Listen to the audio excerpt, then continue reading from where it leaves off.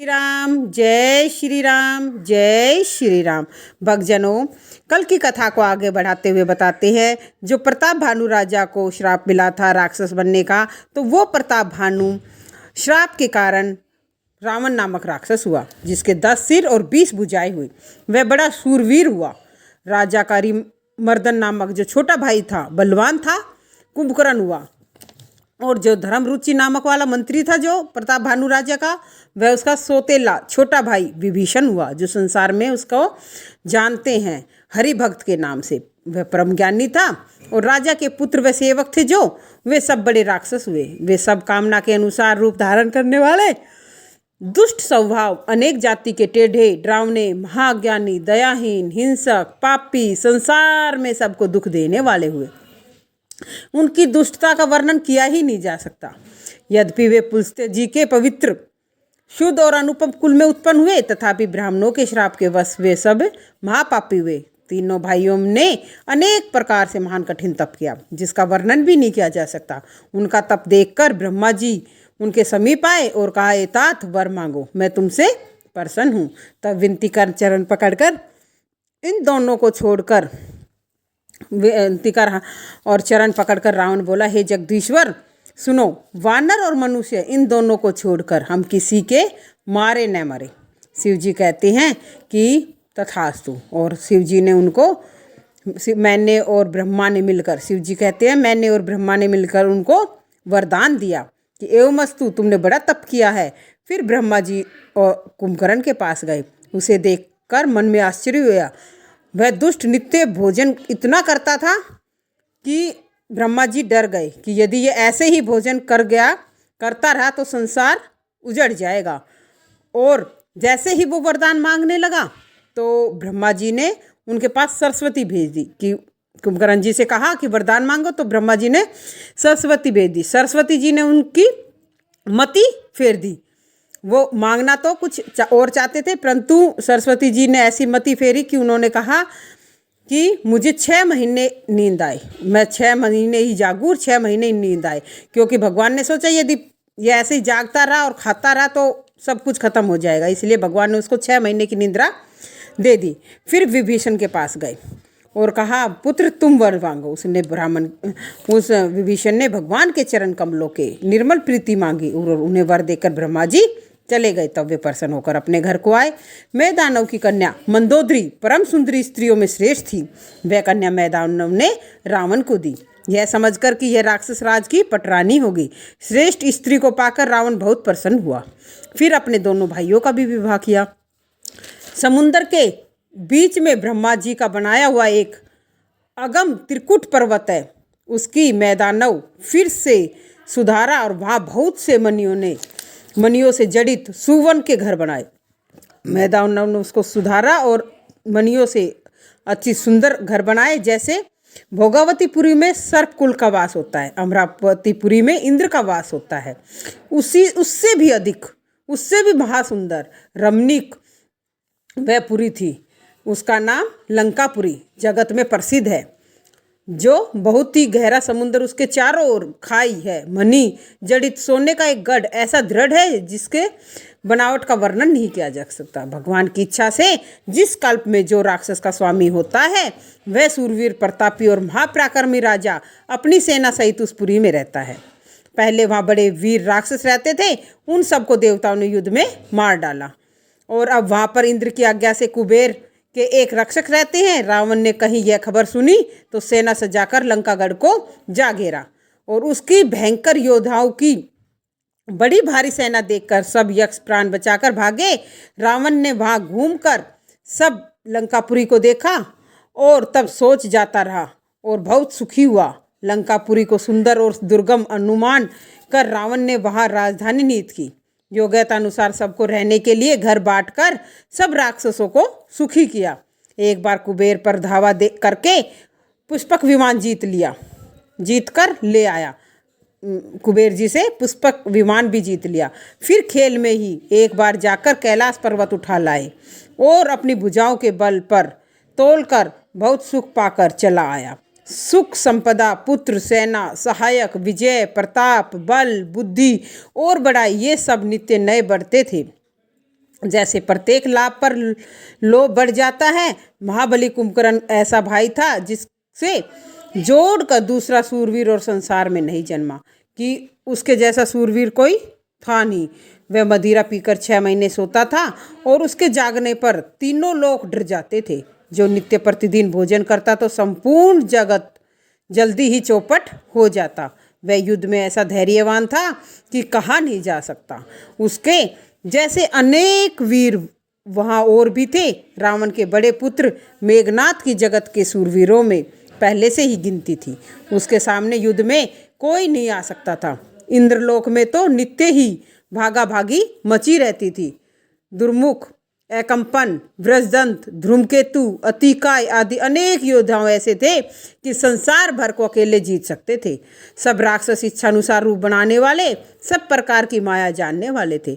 सपने में भी उनके हृदय में दया धर्म नहीं था। एक बार रावण ने सभा में बैठकर अपना असंख्य परिवार देखा। पुत्र, पौत्र, कुटुंबी और सेवक आदि राक्षसों की जाति कौन गिन सकता था। सेना देखकर स्वभाव से अभिमानी रावण क्रोध और घमंड से भरे हुए वचन बोला, सब राक्षस लोग सुनो, हमारे बैरी सब देवता हैं। वे सामने होकर लड़ाई नहीं कर सकते, बलवान शत्रु देखकर भाग जाते हैं। उनका मरण एक प्रकार से हो सकता है, मैं समझा कर कहता हूँ, सो सुनो। ब्राह्मण, भोजन, यज्ञ, हवन, श्राद्ध, इन सब से जाकर तुम बाधा डालो। इन सब में जो तुम है बाधा डालोगे तो भूख, दुर्बल और निर्बल होकर देवता लोग सहज ही में आकर हमसे मिलेंगे। तब मैं उनको मार डालूंगा अथवा अच्छी तरह अपने अधीन करके वो छोड़ दूंगा। फिर मेघनाथ को बुलाया और शिक्षा देकर उसके बल और देवताओं के साथ बैर भाव को बढ़ा दिया और कहा, जो देवता रणधीर और बलवान है, जिनको अपने लड़ने का घमंड है, उनको युद्ध में जीत कर बांध लाओ। बेटे ने उठकर पिता की आज्ञा शिरोधार्य की और इस प्रकार रावण ने सभी को आज्ञा दी कि आप भी हाथ में गदा लेकर चलो। रावण के चलने से पृथ्वी कांपती थी। गर्जना से देवताओं की स्त्रियों के गर्भ गिर जाते थे। रावण के क्रोध सहित आते हुए सुनकर देवताओं ने सुमेरु पर्वत की कंदराओं का मार्ग लिया और दिक्पालों के सुहाने लोकों को रावण ने सुना पाया। वह बार बार सिंह के समान गर्जना करके देवताओं को ललकार कर गालियां देने लगा। युद्ध के मद से मतवाला रावण जगत में दौड़ता फिरा, परंतु अपने समान योद्धा खोज करने पर भी नहीं पाया। सूर्य, चंद्रमा, वायु, वरुण, कुबेर, अग्नि, काल, यम आदि सब यज्ञ की आहुति के हितकारी अधिकारी, देवता और किन्नर, सिद्ध, मनुष्य, नाग, इन सब ही के पीछे हठ पूर्वक पड़ गया। ब्रह्मा जी की सृष्टि में जहाँ तक शरीरधारी नर नारी थे, सब रावण के अधीन हो गए। वे सब रावण की आज्ञा पालन करते थे और नित्य आकर निर्ममता से चरणों में प्रणाम करते थे। रावण ने भुजाओं के बल से जगत को अपने वश में कर लिया, किसी को स्वाधीन नहीं रखा। सब राजाओं में चक्रवर्ती होकर अपनी ही सलाह से राज्य करने लगा। रावण ने मेघनाथ से जो कहा उसने मानो पहले से ही वह कर रखा हो। पहले ही जिनको आज्ञा दी उन्होंने जो किया राक्षसों को भी चरित्र सुनो। जो उन्होंने किया उन राक्षसों के भी चरित्र सुनो। देखने में वे सब राक्षस समूह भयंकर रूप, पापी, देवता को दुख देने वाले थे। असुरगण माया से अनेक रूप धरकर उपद्रव करने लगे। जिस प्रकार धर्म की जड़ कटे, वही वेद विरुद्ध सब काम करने लगे। जिस देश में गो ब्राह्मण पाते, उसी गांव और शहर में आग लगा देते थे। शुभ कर्म नहीं हो पाते थे। वेद, ब्राह्मण और गुरु का कोई नहीं मानता था। हरि भक्त, यज्ञ, तप, दान नहीं होते थे और वेद पुराण कोई सपने में भी नहीं सुनते थे। जप, योग, वैराग्य, तप, यज्ञ के भाग ये जहाँ कहीं कानों से सुनते तो रावण स्वयं ही उठ दौड़ता। कुछ रहने नहीं पाते, अपने हाथ से सब विध्वंस कर देता। ऐसा भ्रष्टाचार संसार में हुआ कि कानों से धर्म सुनाई पड़ता ही नहीं था। जो कोई वेद पुराण कहता उसे बहुत सताकर देश से निकाल देता था। भयंकर राक्षस जो अनीति करते थे वे कहीं नहीं जा सकती थी। हिंसा में ही जिनकी प्रीति थी उनके पापों को कोई हद तक नहीं, तो कोई हद नहीं थी उनके पापों की। ऐसे दुष्ट, चोर, जुआरी बहुत बढ़ गए।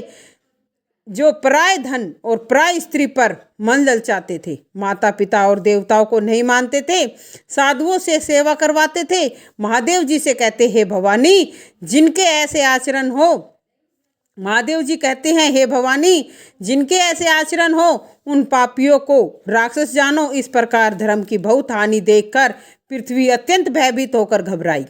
पर्वत, नदी और समुद्र का बोझ मुझे इतना नहीं सताता जितना कि एक परद्रोही का बोझ। पृथ्वी सब धर्म विपरीत देखती पर रावण के डर से कुछ नहीं कह सकती थी। गौ का रूप धरकर पृथ्वी बेचारी वहां गई जहां सब देवता और मुनि थे। अपना दुख रोकर सुनाया पर किसी से कुछ काम नहीं हुआ। देवता, मुनि, गंधर्व सब मिलकर ब्रह्मलोक को गए। साथ में गौ रूप धारण करने वाली भय और दुख से व्याकुल बेचारी पृथ्वी भी ब्रह्मा जी के पास गई और ब्रह्मा जी ने सब जान लिया और मन में अनुमान लगाया कि मेरा कुछ बस नहीं चलेगा। जिसकी तुम दासी हो वह अविनाशी परमात्मा हमारा सहायक है। हे पृथ्वी मन में धीरज धरो, हरि के चरणों का स्मरण करो। प्रभु अपने भक्तों की पीड़ा को जानते हैं, वही इस कठिन विपत्ति को दूर करेंगे। बैठकर सब देवता विचार करने लगे, प्रभु को कहाँ पावे और पुकार करें। कोई बैकुंठ में जाने के लिए कहता तो कोई कहते कि क्षीर सागर में जाओ। जिसके हृदय में जैसी भक्ति प्रीति थी प्रभु सदा उसी प्रकार प्रकट होते थे। पार्वती उस समाज में भी थी। अवसर पाकर मैंने कहा, हरि सब जगह समान रूप से व्यापक हैं, प्रेम से प्रकट होते हैं, ये मैं जानता हूँ। देश, समय, दिशा और विदिशा में कहो वह स्थान कहाँ है जहाँ कहीं प्रभु नहीं है। सर्वत्र व्यापक, निर्लिप्त, विरक्त प्रभु प्रेम से अग्नि के समान प्रकट होते हैं। मेरा कहना सबका भला लगे। ब्रह्मा ने साधु साधु कहकर बड़ाई की। सुनकर ब्रह्मा मन में बहुत प्रसन्न हुए। देह में रोमावली खड़ी हो गई, नेत्रों से आनंद के आंसू बहने लगे। धीर बुद्धि वाले ब्रह्मा जी हाथ जोड़कर सावधान और स्तुति करने लगे। हे देवताओं के स्वामी, भक्तों को सुख देने वाले, शरणागतों का पालन करने वाले, भगवान आपकी जय हो, भगवान आपकी जय हो। गो ब्राह्मणों के हितकारी, असुरों के बैरी, लक्ष्मी जी के प्रिय स्वामी आपकी जय हो, जय हो। हे देवताओं और पृथ्वी की रक्षा करने वाली आपकी लीला अनोखी है, जिसका भेद कोई नहीं जानता। ऐसे स्वभाव ही से कृपालु और दीन दयालु भगवान हमारे ऊपर कृपा करे।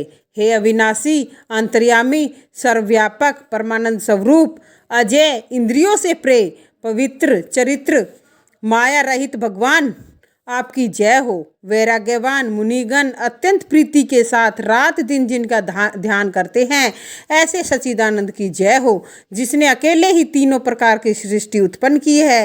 हे पापनाशक प्रभु, हमारी शुद्धि ले। हम भक्ति और पूजा नहीं जानते जो संसार के भय को नाश करने वाली है, भक्तजनों के मन को आनंद देने वाली है और विपत्ति के समूह को नष्ट करने वाली है। मन, वचन, कर्म से चतुराई की वाणी को छोड़कर हम सब देवतागण उनकी शरण में आए हैं।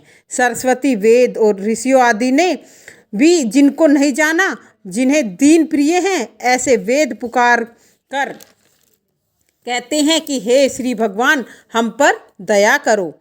आप संसार समुद्र के मथने को मंदराचल, सब प्रकार से सुंदर गुणों के मंदिर और सुख के समूह है। हे नाथ, मुनि, सिद्ध और सब देवता बहुत ही भयातुर होकर आपके चरणाविंदों को प्रणाम करते हैं। देवता और भूमि को भयभीत जानकर और स्नेह सहित वचन सुनकर शोक और संदेह को हरने वाले गंभीर आकाशवाणी हुई। हे मुनि, सिद्ध और इंद्र, मत डरो, मैं तुम्हारे लिए मनुष्य रूप धारण करूंगा। उदार सूर्यवंश में अपने अंशों सहित मनुष्य रूप में अवतार लूंगा। कश्यप और अदिति ने बड़ा तप किया और मैं पहले ही वरदान दे चुका हूँ। अयोध्यापुरी में राजा दशरथ और कौशल्या रानी के रूप में प्रकट होंगे और उनके घर जाकर रघुवंश में श्रेष्ठ चारों भाई अवतार लेंगे। नारद जी के सब वचनों को मैं सत्य करूँगा और अपनी परम शक्ति सहित अवतार लूँगा। मैं पृथ्वी का सब भार हरूंगा। हे देवताओं, निर्भय हो जाओ। आकाशवाणी सुनकर सब देवता तुरंत लौट आए और उनका हृदय शीतल हो गया। भक्तजनों, कहने का अभिप्राय ये है, जब कोई मुसीबत हो और कोई हमें ये कह दे कोई बात नहीं, मैं तुम्हारे साथ हूँ, कोई हमसे बड़ा आदमी, शक्तिशाली आदमी कह दे कि मैं तुम्हारे साथ हूँ, तुम घबराओ मत। तो मन को बड़ा संतोष होता है। इसी प्रकार देवताओं को संतोष हुआ कि परम ब्रह्म परमेश्वर ने हमारी सहायता के लिए हमें कहा है। तब ब्रह्मा जी ने पृथ्वी को समझाया, वह भी निडर हुई। में भरोसा आ गया पृथ्वी के भी, और देवताओं को भी ये सिखाकर कि वानर शरीर धारण कर पृथ्वी पर जाकर हरि के चरणों की सेवा करो। ब्रह्मा जी अपने लोक को चले गए। भूमि सहित सब देवता मन में शांत पाकर अपने अपने स्थान को गए। ब्रह्मा जी ने जो कुछ आज्ञा दी, देवताओं ने प्रसन्नता से शीघ्र ही उनका पालन किया। उन्होंने पृथ्वी पर वानर शरीर धारण किया। उनमें अपार बल और प्रताप था। पर्वत, वृक्ष और नख उनके शस्त्र थे। वे धीर बुद्धि हरि भगवान के अवतार की बाट देखने लगे। वे सब वानर पर्वतों और वनों में भरपूर होकर अपने झुंडों की टोली बनाकर रहने लगे। यह सब सुंदर मैंने कहा। अब वह सुनो जो बीच में ही रहने दिया था। भोले बाबा पार्वती माता को कहते हैं कि इस प्रकार परमात्मा ने उनको समझाया, वरदान दिया, और जितने भी देवता थे जो प्रभु की लीला को देखना चाहते थे, प्रभु की लीलाओं का आनंद लेना चाहते थे, वो सब क्या हो गए? वानर के रूप में आ गए। कोई वृक्ष बन गया, कोई पर्वत बन गया, कोई कुछ बन गया, और सब अपना प्रभु के आने का इंतजार करने लगे। तो भक्तजनों, आगे की कथा में कल हम राम जन्म के बारे में बताएंगे। आज हमने रावण की उत्पत्ति बताई है और कल राम जन्म बताएंगे। और इसी के साथ जय श्री राम, जय श्री राम, जय श्री राम।